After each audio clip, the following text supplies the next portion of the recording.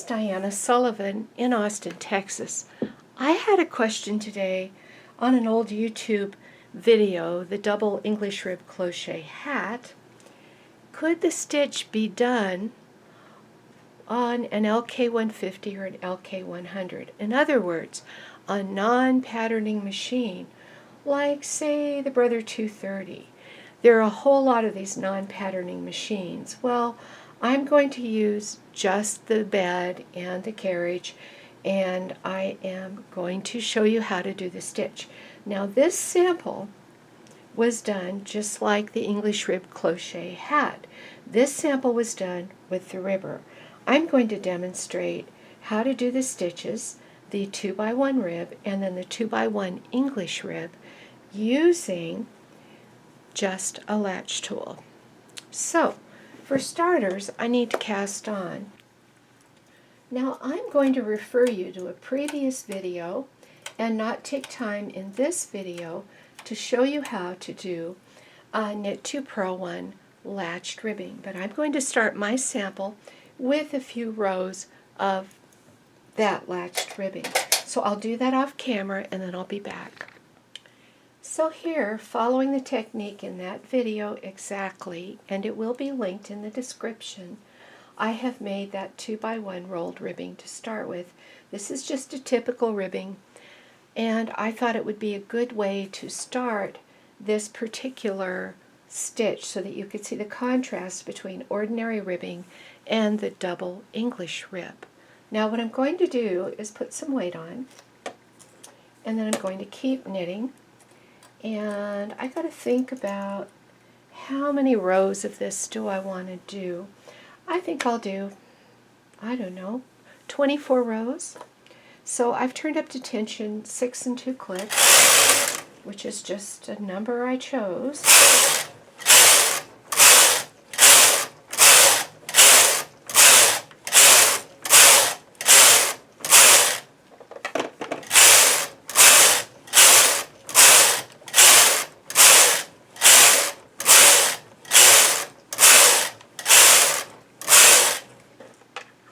Now I need to do the latching to create the English rib. So let's get in close so you can see. The first thing that I'm going to do is drop every third stitch. Now, pull these out and then go back and double check that you dropped the proper needles. So I have pulled them out, giving them a second look. I want to drop the correct stitches. So I have slipped them off the ends of the needles, and I'm just going to yank downward, and things will start unraveling like crazy. Now I picked this up so that you can see it, and I will zoom in at least as much as possible. We'll start here in the center because this is unraveled a little farther down. Now you don't want to unravel all the way down, or you'll unravel your ribbing at the bottom, so that's not good. What you want to do is find the last stitch of the ribbing and stick the tool in there. That way you can keep your ordinary ribbing and then unravel some more. Whichever way you'd like. Here's a way. We'll have a little help from a tool.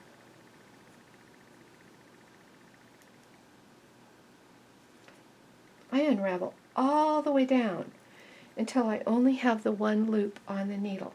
Now here's the pattern. Go under 2 loops. You want your latch open. You want to end up with your latch holding the top loop and sliding under the middle loop. You don't do anything with it except to pull this latched loop under it. You see? And then go under 2 and do that again. You just want to pull the top loop through both of the other strands on the hook. So I slide up each time to go under 2 and then pull only the top loop through the other 2. Now, how did I settle on that? I settled on that by working English rib in the usual way and then just looking at it for a few minutes, just to see exactly what pulled through what.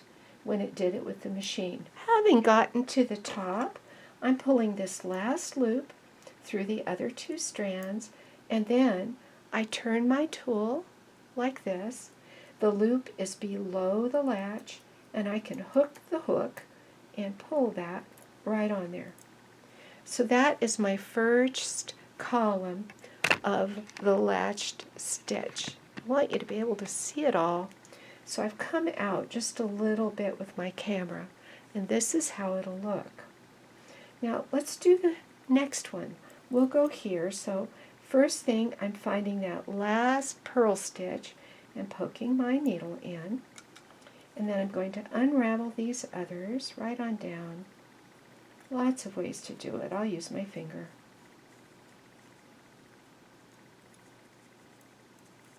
I unravel until I only have the one loop on my tool, and then I get skipping under this loop, get the one above it, go under both, go under two, pull the one on the top through the other two, and I do that repeatedly.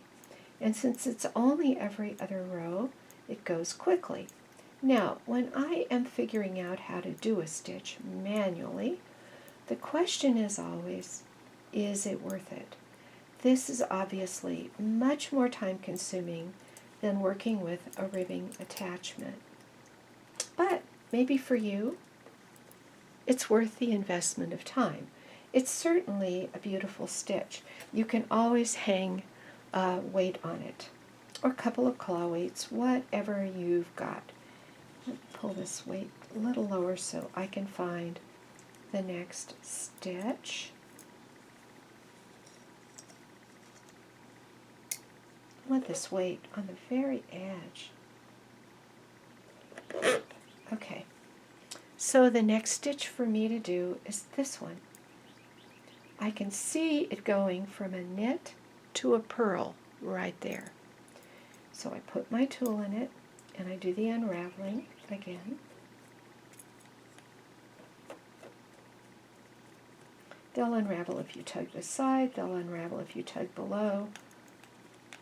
I just want to get them unraveled. And then I do this latch job exactly the same. My yarn is not unraveling quickly because it's a little bit scratchy. But if you've got a slippery yarn, maybe you've got Care and Simply Soft, beware, that will unravel a lot faster because it's a little bit slick. And I've put my hand under the work so that you can see better. Hope it helps.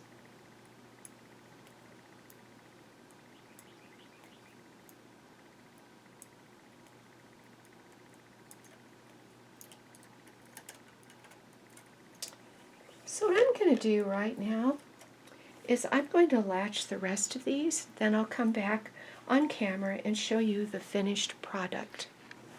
I have all the latching done. It didn't take too long.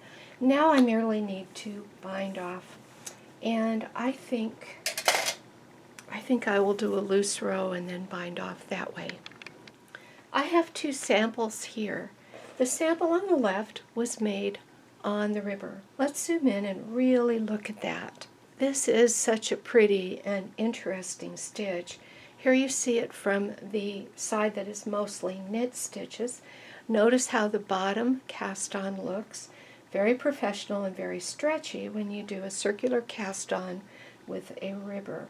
And then the part with the English rib has these interesting little double purl stitches where it knits through every other row. They are tucked. And so that was the ribber sample. Now let's look at the hand latch sample. I was able to exactly duplicate the hand latch sample. It's a little bit tighter. I guess I could have used a bigger tension setting on it. I was also able to very closely replicate the stretchy, professional looking rolled edge on the ribbing. So again, you see these interesting two-row pickups, the tucked purls from the knit side, and you see what that does to distort the knit ribs. That is pretty and interesting. Now this would not be complete unless we looked at the back sides of these. So the back side of the hand-tooled sample, I just really wanted you to see how these ribs look and contrast these latched up ribs on every other row latching with the ones where I did it every row. And now let's flip the machine-made one over. Here is the stitch on the purl side, and I think it is a very pretty stitch. So you can add this to your arsenal of things that you could do with a non-patterning simple machine like the LK-150 or the Brother 350. There are so many of them, and I will leave it up to you how you would use this stitch. I do have the double English rib cloche hat, and it's in a video, so you can go look at that one. And that is one application of the stitch, but this is a pretty stitch for all over warm sweaters. You get the extra thickness of having the purl stitches. It pulls it in and makes it thicker. It's also thicker because the tuck stitches pull it more closely together on a vertical basis. So there you go, something interesting to try on your simple main bed only machine.